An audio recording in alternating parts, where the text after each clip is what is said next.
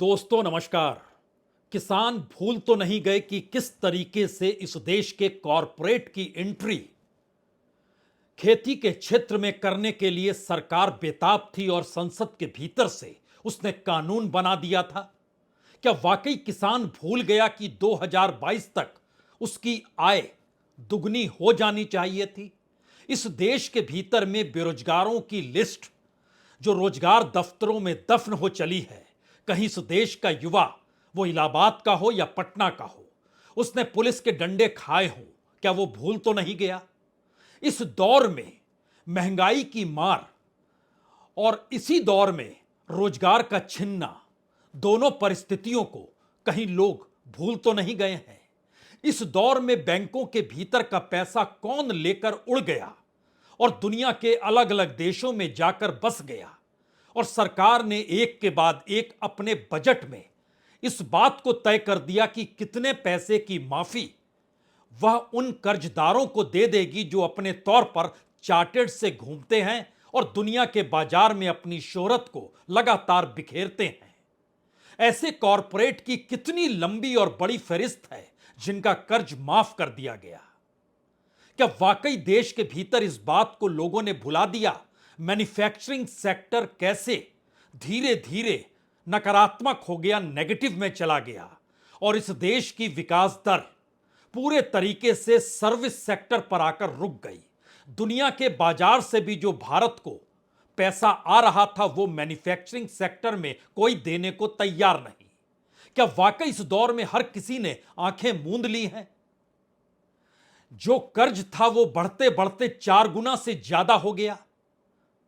इस दौर में जो कुछ अर्थव्यवस्था के साथ हुआ, जो इस देश में कानून व्यवस्था को लेकर खिलवाड़ हुआ, जो इस देश की इकोनॉमी से बेरोजगारी तक की परिस्थितियों में लोगों को कहीं ना कहीं अलग अलग रास्तों पर लाकर पटकती चली गई, और किसान आंदोलन ने इस देश में कितने किसानों को खो दिया, क्या सब कुछ भूल चुके हैं?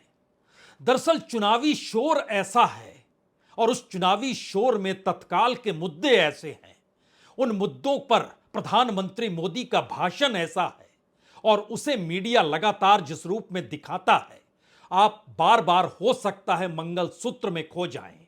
आप मटन की परिस्थितियों में अपने आप की राजनीतिक परिस्थिति को भुला बैठे।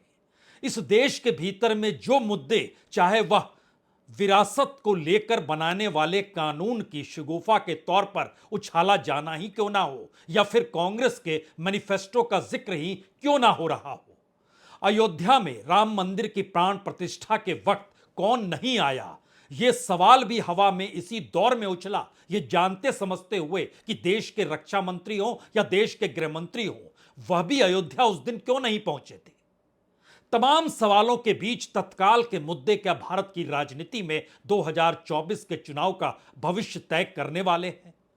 आज यह सवाल इसलिए जरूरी है क्योंकि राजनीतिक शोर और मीडिया की चकाचौंध ने सब कुछ खत्म कर दिया है। लेकिन इसी बीच एक आवाज लगातार उस सच को बताने के लिए वह अलग अलग राज्यों में, अलग अलग प्रांतों में रैलियों के जरिए जिन बातों को बता रही हैं, उसने शायद एक उम्मीद जगा दी है। सवाल यह नहीं कि कांग्रेस को एक सितारा मिल गया, सवाल यह भी नहीं कि वह प्रधानमंत्री मोदी के हर शिगुफे या हर बात का जवाब देने को तैयार हैं। सवाल यह है कि उनका अपना राजनीतिक अंदाज, उनके राजनीतिक भाषणों में लोगों से संवाद जिस तर्ज पर बना रहा है, अगर वो ज्यादा रैलियां करती चली गई तो कहीं इस देश के भीतर का चुनाव एक झटके में बदल ना जाए। हम जिक्र आज प्रियंका गांधी का कर रहे हैं। प्रियंका गांधी चाहे इस देश के अलग अलग हिस्सों में, चाहे वो कर्नाटक के दावणगेरे में हो, चाहे गुजरात के बनासकांठा में हो, चाहे वह फतेहपुर सीकरी में रोड शो कर रही हो, चाहे मध्य प्रदेश के मुरैना में हो, चाहे सहारनपुर के भीतर उनका जो रोड शो था, या किसी भी जगह पर कोई भी चुनावी रैली, उसमें उठने वाले सवाल, उन सवालों के जरिए सामने खड़े विरोधी का जवाब देना तो ठीक है, लेकिन जनता के दिलों में घुसकर उनके मुद्दे को उभार देना और उन मुद्दों के आश्रय ये बताना कि सच्चाई क्या है, इसे आप कैसे जानेंगे जब चारों तरफ शोर इतना ज्यादा है।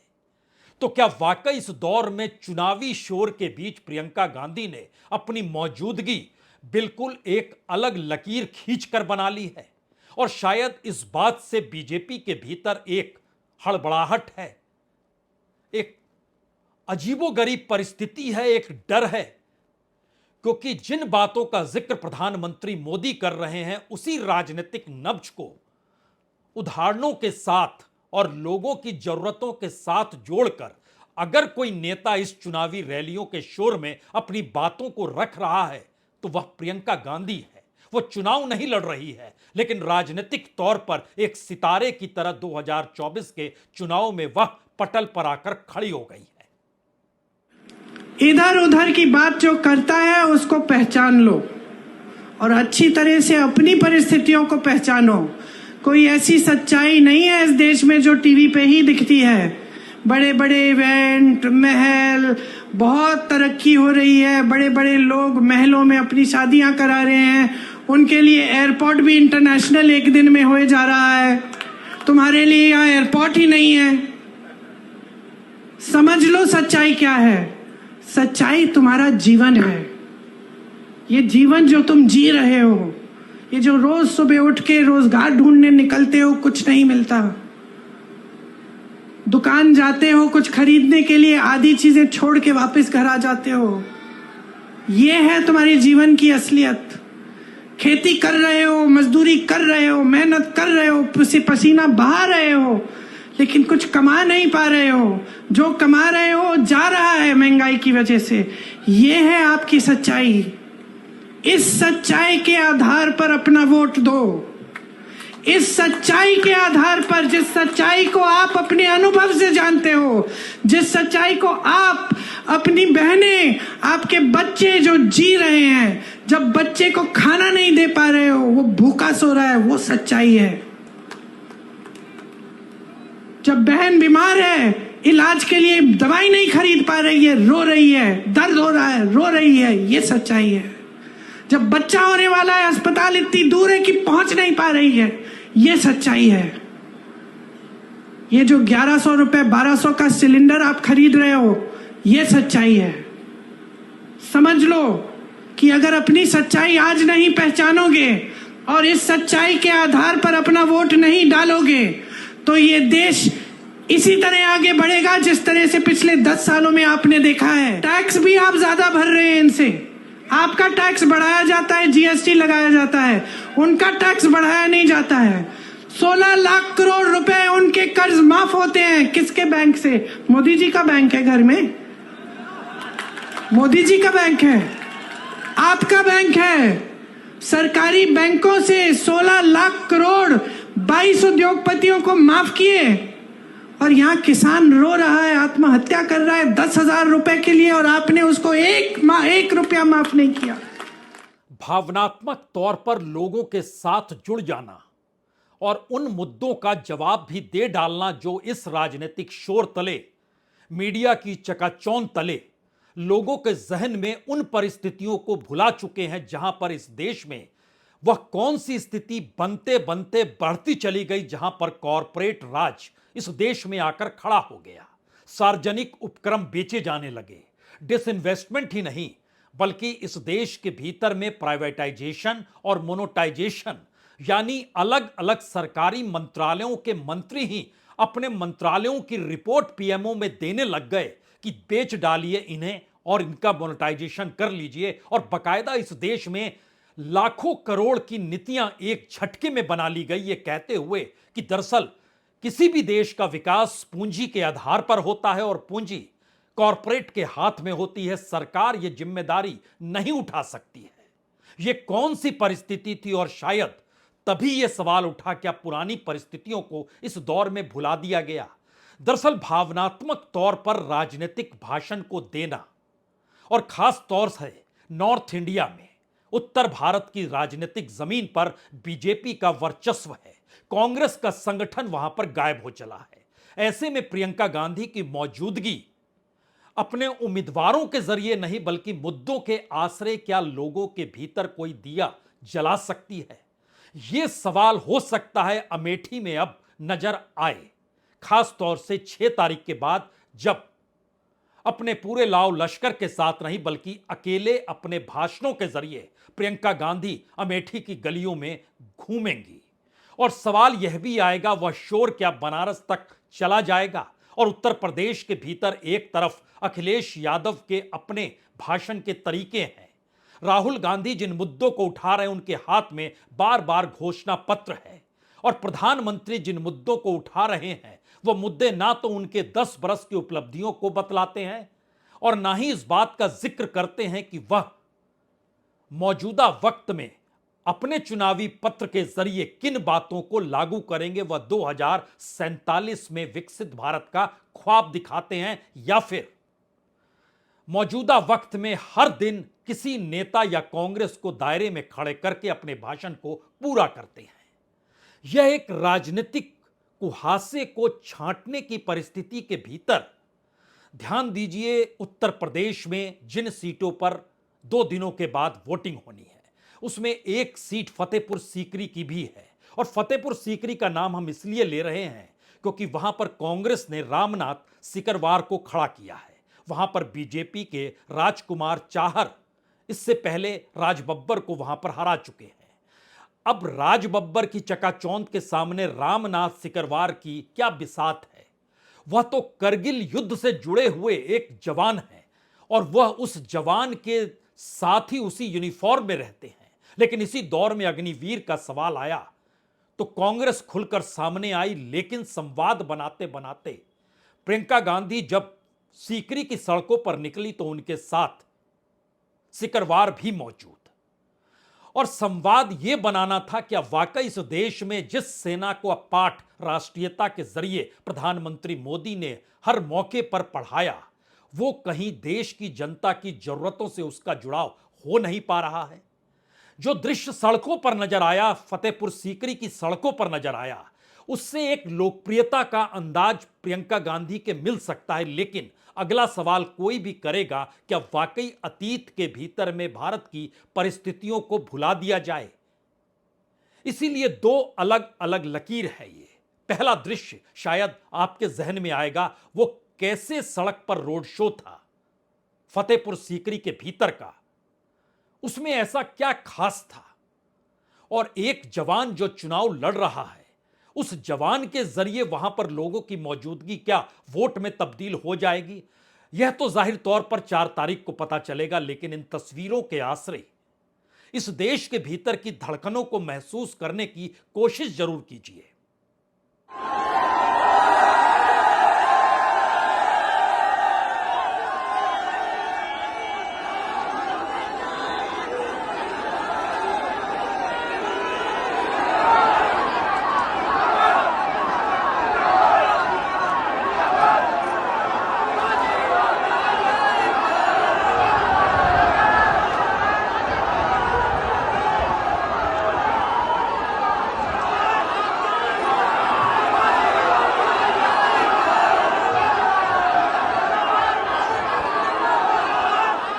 अगर रैली और रोड शो में लोगों की तादाद से इस देश में चुनाव तय होते तो फिर आप कह सकते थे कि प्रियंका गांधी बिना चुनाव लड़े ही चुनाव जीत रही है।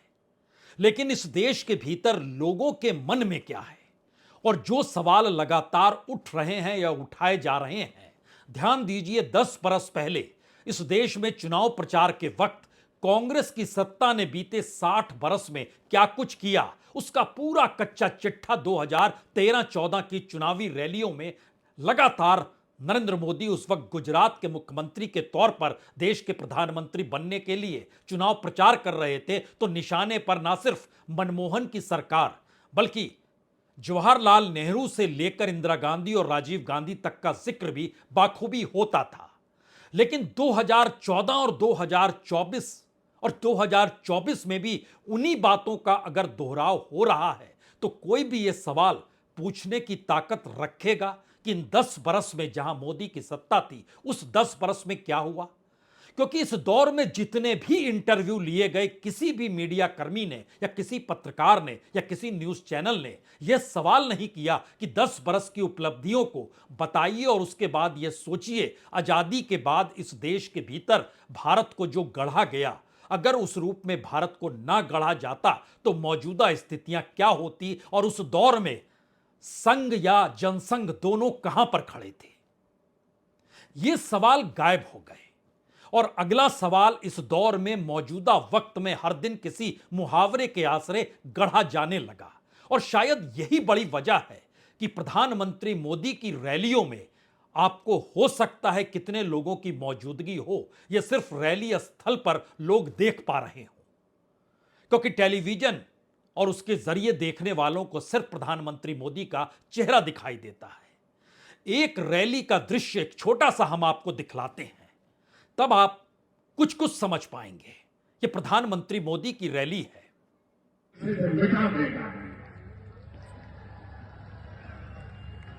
जब तक मोदी है, इंडिया गाड़ी वालों की सारी साजिशें नाकाम हो करता रहेगा।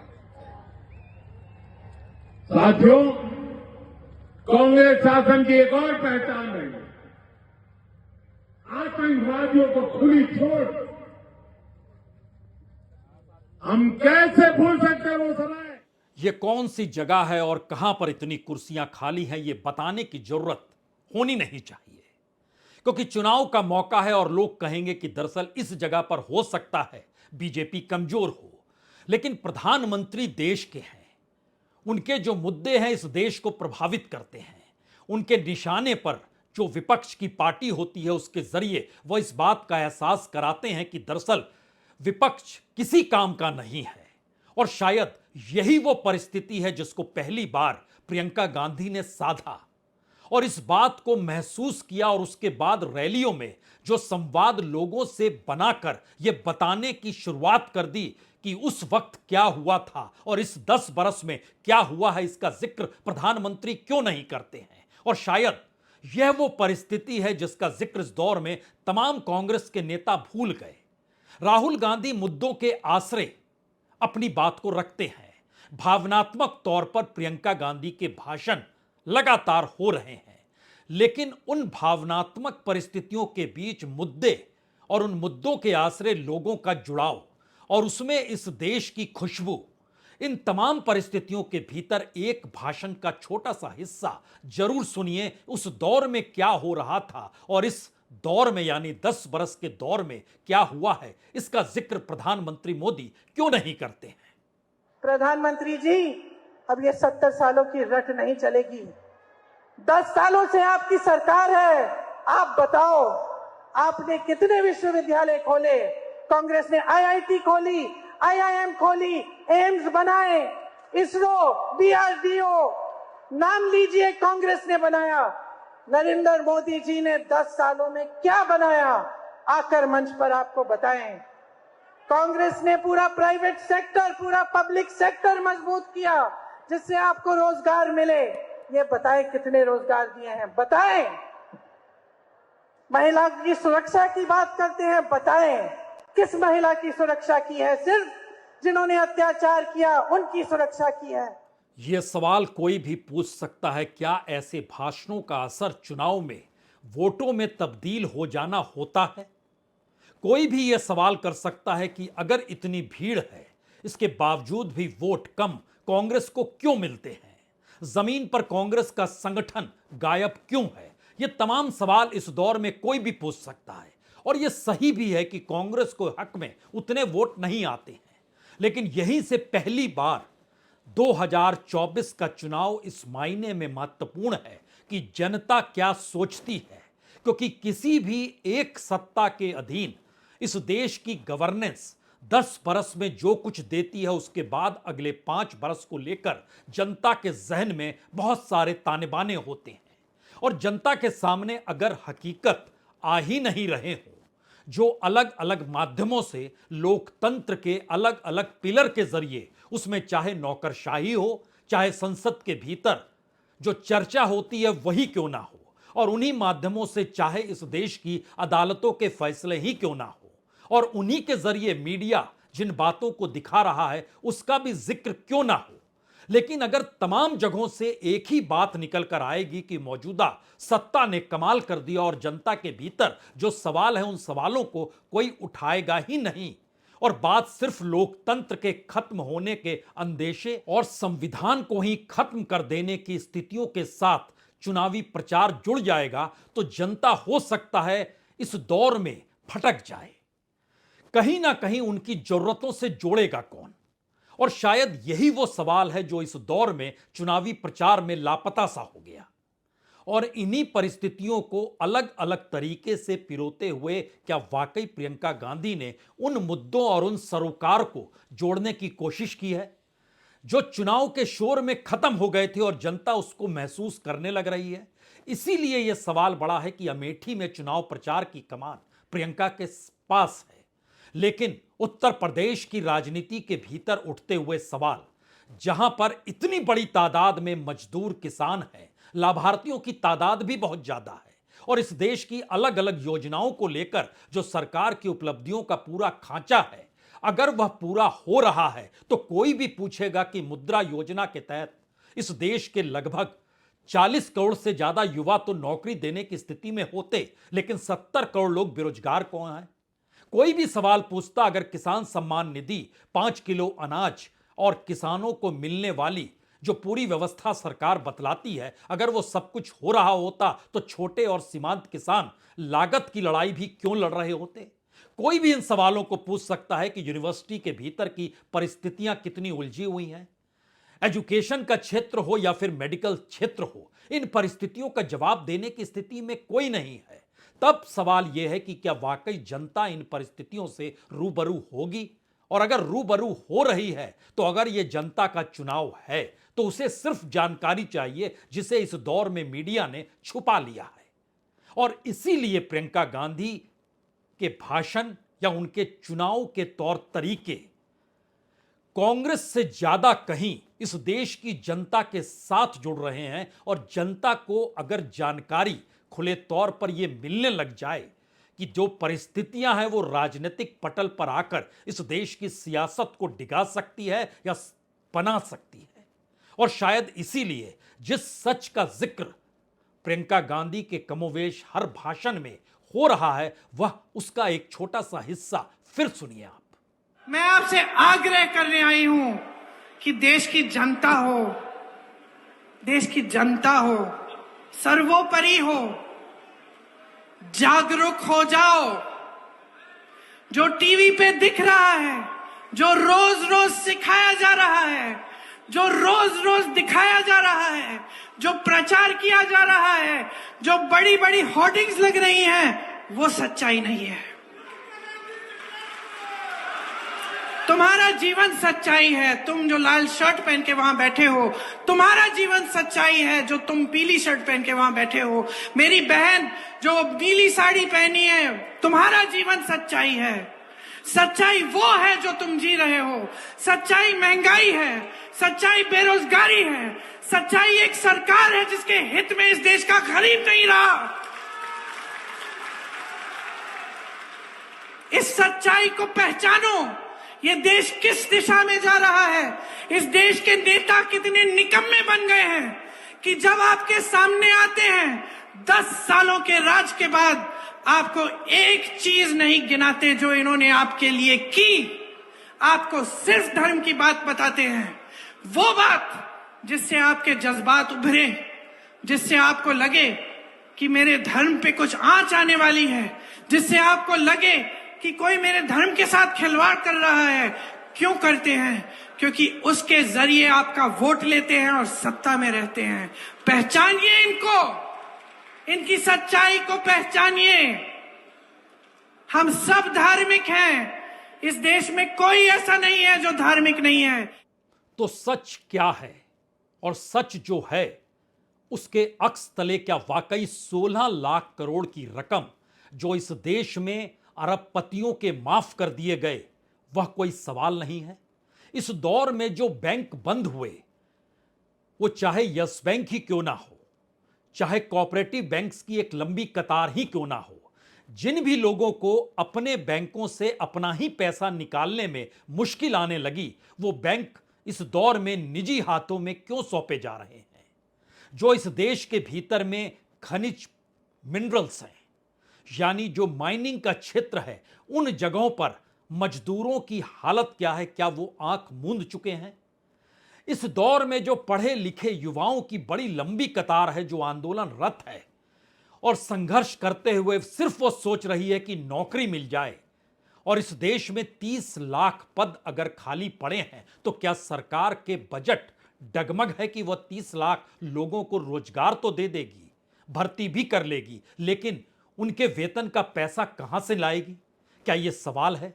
और अगर इन परिस्थिति की हर कतार को आप पकड़े तो एक सबसे बड़ा सवाल आपके सामने इस दौर में गवर्नेंस का आएगा, और तब यह सवाल बड़ा होगा, क्या वाकई इस देश की अर्थव्यवस्था को संभाले हुई जो 10 बरस की परिस्थितियां हैं, उन परिस्थितियों से जानबूझकर अलग अलग माध्यमों से इस दौर में लोगों के जहन में सिर्फ एक ही बात बैठाई गई कि अंतर्राष्ट्रीय तौर पर भारत की छवि शायद सबसे बेहतरीन है, भारत के पासपोर्ट की ताकत बड़ी हो चली है, दुनिया के बाजार में भारत सबसे ज्यादा कर्ज लेने वाला देश हो चला है, दुनिया के बाजार में भारत भी एक बाजार में तब्दील हो चला है, लेकिन उसके बावजूद भी यहां पर रोजगार पैदा कर पाने की स्थिति में हम नहीं है। इस दौर में भारत की खेती ने अंतर्राष्ट्रीय तौर पर पेट भरा है लोगों का, बड़ी तादाद में एक्सपोर्ट खेती से जुड़े तमाम अनाज भी हुए हैं। इस देश के किसानों ने कमाल किया है, लेकिन सरकार की नीतियां उस मुनाफे में भी कॉरपोरेट की हिस्सेदारी चाहती है। ये तमाम परिस्थितियों से क्या इस देश की जनता इस दौर में अनभिज्ञ तो नहीं है? और शायद यही वो वजह है जिसकी खोज लगातार इस देश में हो रही है। कहीं लोगों के साथ कोई सरोकार बनाकर इस देश की राजनीति को बदलने की दिशा में कदम तो बढ़ाए।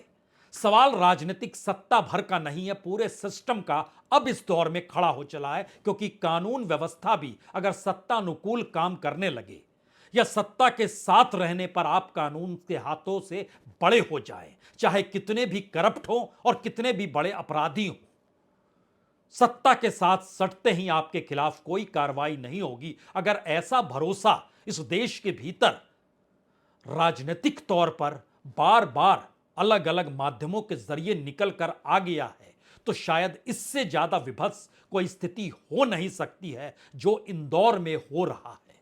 इंदौर में कांग्रेस का नेता बीजेपी में आखिरी वक्त में शामिल हो गया और वहां के लोगों ने तय कर लिया इस बार वोट नोटा को देंगे। नोटा का मतलब हमें कोई उम्मीदवार पर भरोसा नहीं रहा। राजनीतिक शून्यता इतनी बड़ी व्यापक हो सकती है, इसका एक नजारा सूरत में भी नजर आया।